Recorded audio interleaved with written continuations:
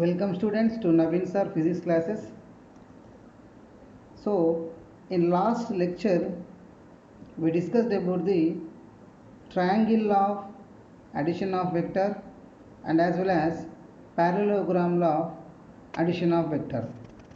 So in this lecture we are going to see some special cases based on the parallelogram law of addition of vector and as well as the triangle law of addition of vector. Let us begin the session. So in last lecture we derived an expression for resultant vector and resultant direction. So we derive that what is the magnitude of the resultant vector? Magnitude of resultant vector capital R is equals to p square plus q square plus 2pq cos theta. In both, if the two vectors are represented as adjacent sides of a parallelogram, or if two vectors are represented as adjacent sides of a triangle, in both the cases we are getting the resultant magnitude is same. And then we also derive the formula for resultant direction. So what is the resultant direction? Tan alpha is equals to q sin theta by p plus q cos theta. Okay, where theta is the angle between p and q vectors and tan alpha is the angle made by the resultant with the vector p. Right. Case 1. If theta equals to 0, what does it mean? If two vectors are aligned in the same direction, a bar and b bar. Sorry, we are using p term now. So p bar and q bar align in the same direction, then angle between them is 0. Therefore, substitute the values. R is equals to root of p square plus q square plus 2pq cos 0. So cos 0 value 1. So we are going to get under root of p plus q whole square, because this is 1, the rest under root p plus q whole square. So resultant value we are going to get p plus q. Sir, then what about resultant direction? So resultant direction we can express with the tan alpha.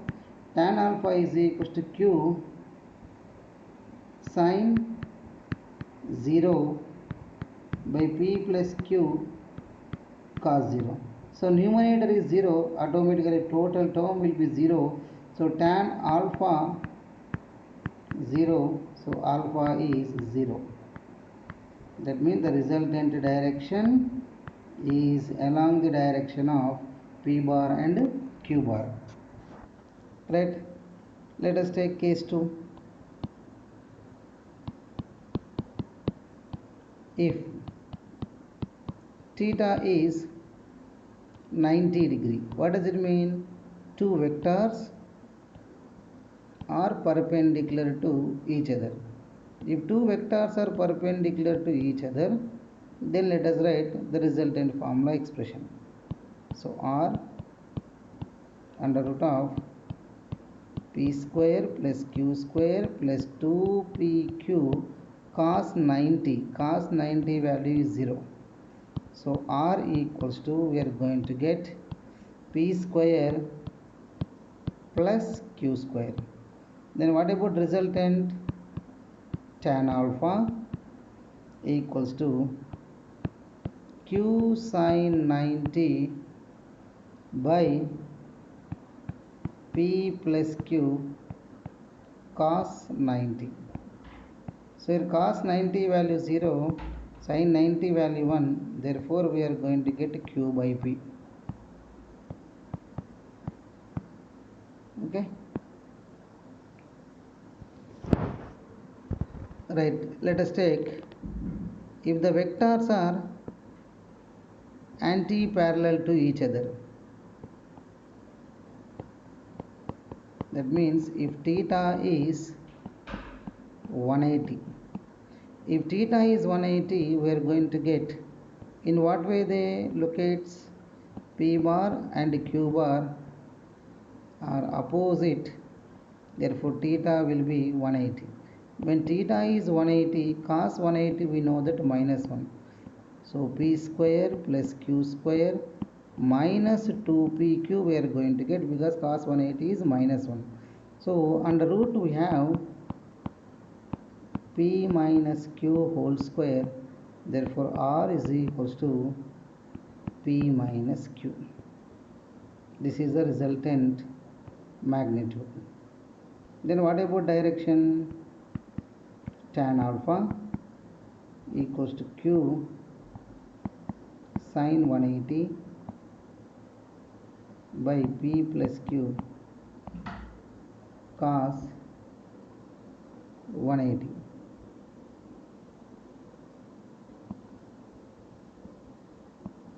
Okay, right, tan alpha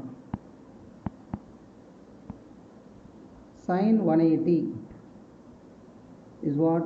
Sin 180 equals to 0. So we can write 0, alpha is 0.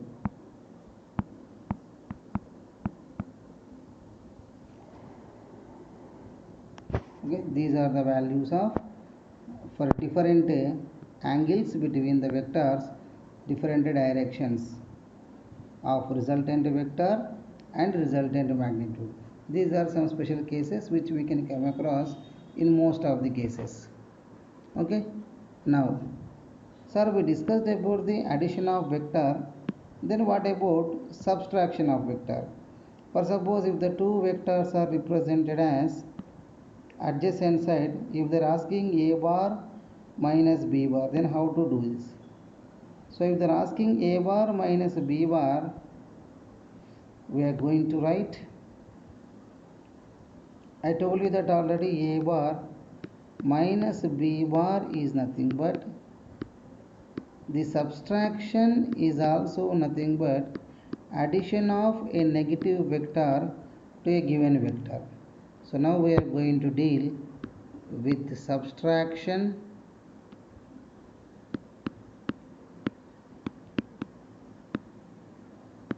of two vectors.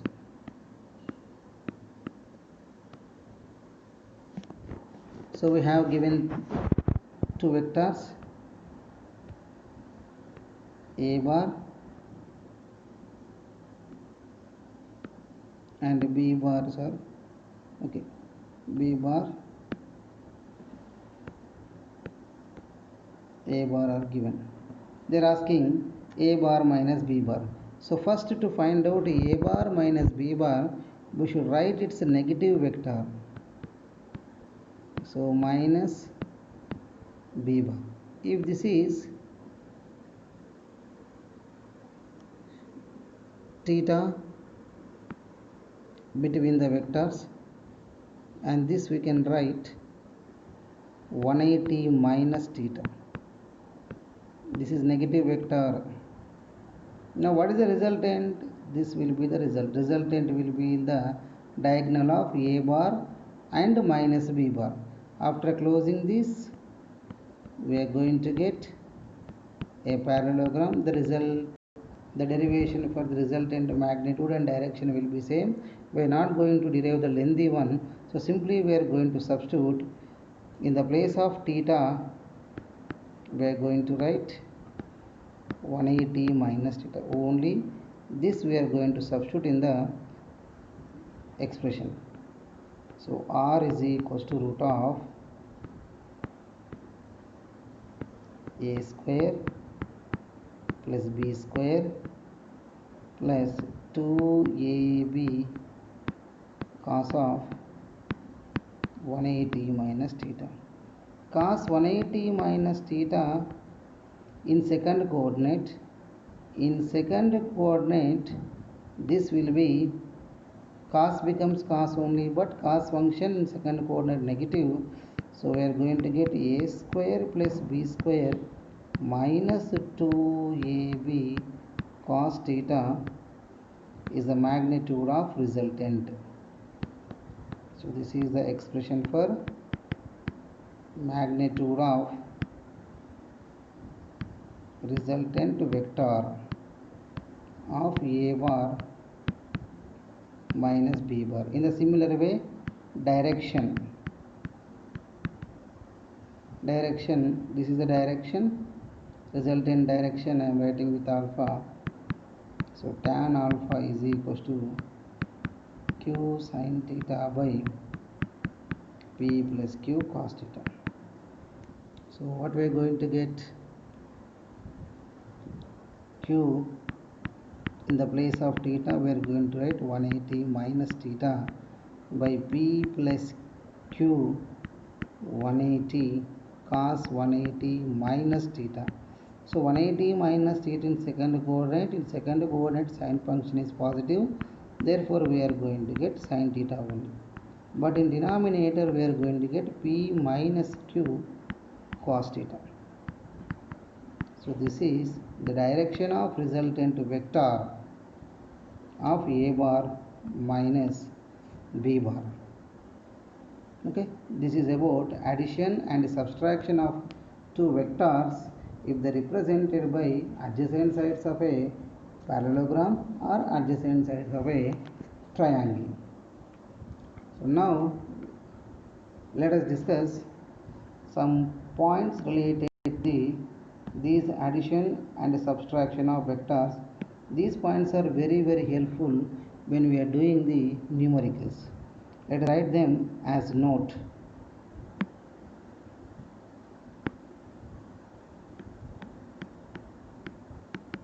So write as note.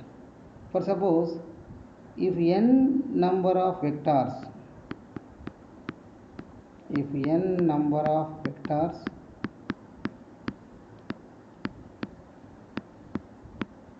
represented as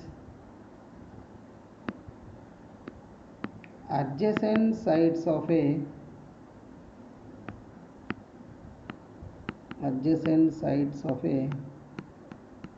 polygon both in direction and magnitude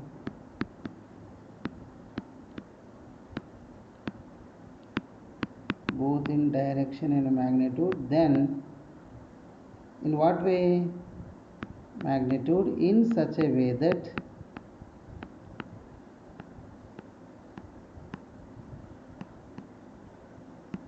the angle between any two adjacent vectors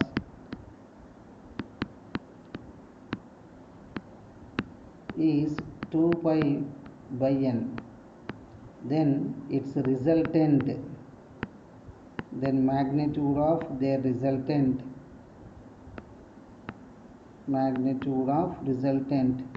is equals to 0. Sir, what is the meaning of this?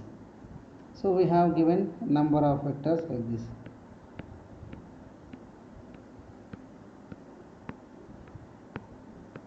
So it is a polygon. I told you that if the n number of vectors are represented as adjacent sides of a polygon, then the resultant will be the closing side of the polygon taken in reverse direction. So in this case, the each angle, that means angle between any two adjacent vectors is equals to 2 pi by n. Then the resultant of this will be this r is equal to 0. Okay. Sir, can you give one example? Yes. Let us see one example here based on this application. So we have a 6 equal vectors or 5 equal vectors are given both in direction and magnitude.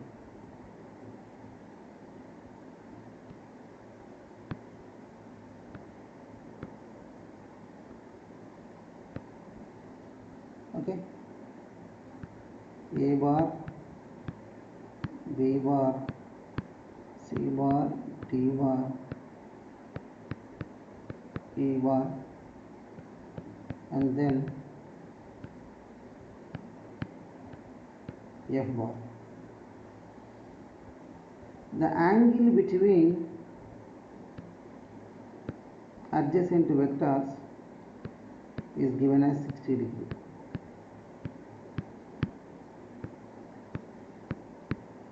Okay, any two vectors is 60 degree. Now what is the resultant of this? The resultant of this, first we should check the condition whether this condition is satisfied or not. Theta should be is equals to 2 pi by n or not, we should check the condition. So theta is what here? 60 degree. Let us, if this condition 2 pi by n is also 60 degree, then the resultant should be what? 0. So 2 pi by n value 6. So pi by 3. So pi by 3 nothing but 180 by 3, that means 60 degree. So what is the resultant of this arrangement? The resultant of these polygons in this polygon is equals to 0. In this way we can analyze this. I think so you understood. For suppose in the same way, if they given that 3 vectors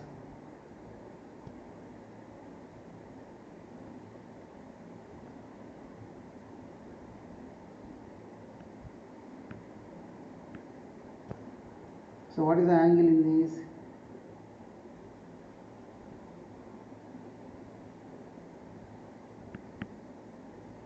So suppose this is 60, so it is we cannot consider for this, we are using with triangle of addition only.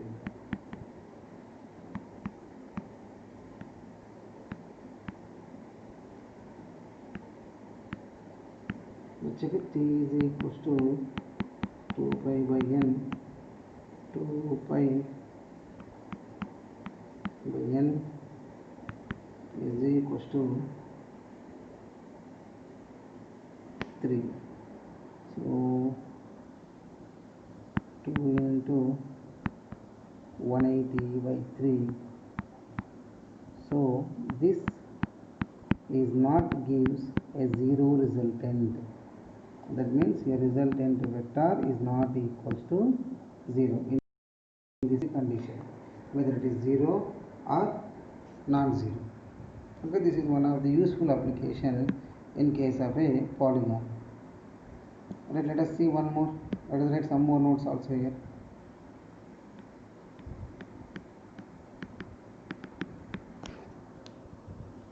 Okay, right.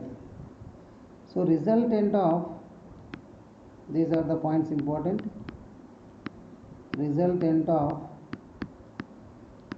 two unequal vectors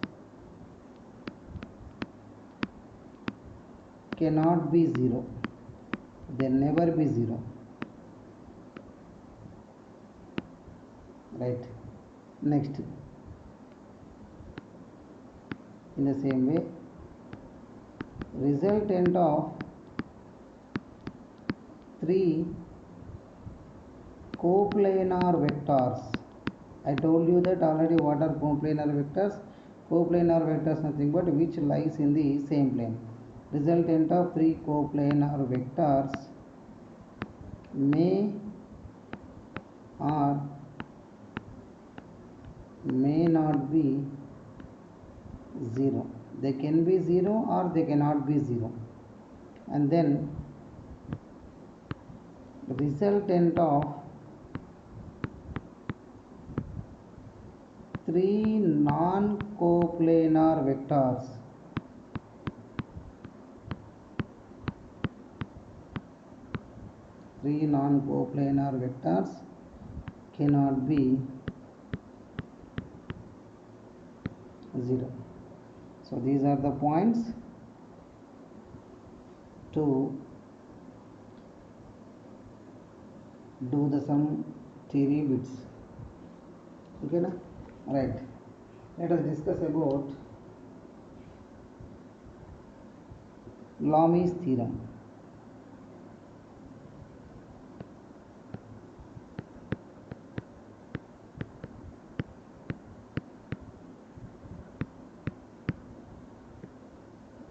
Sir, what is Lami's theorem?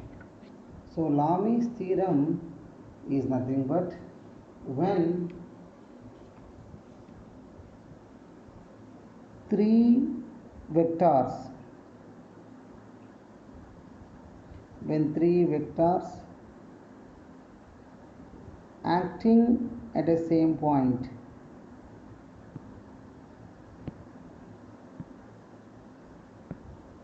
for suppose this is P bar, Q bar, R bar acting at the same point. So according to this Lami's theorem, let us write the statement: if the resultant of three vectors, if the resultant of three vectors is 0, then the magnitude of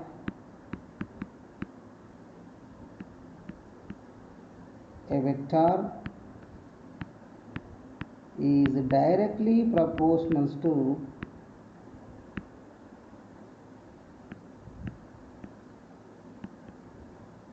sine of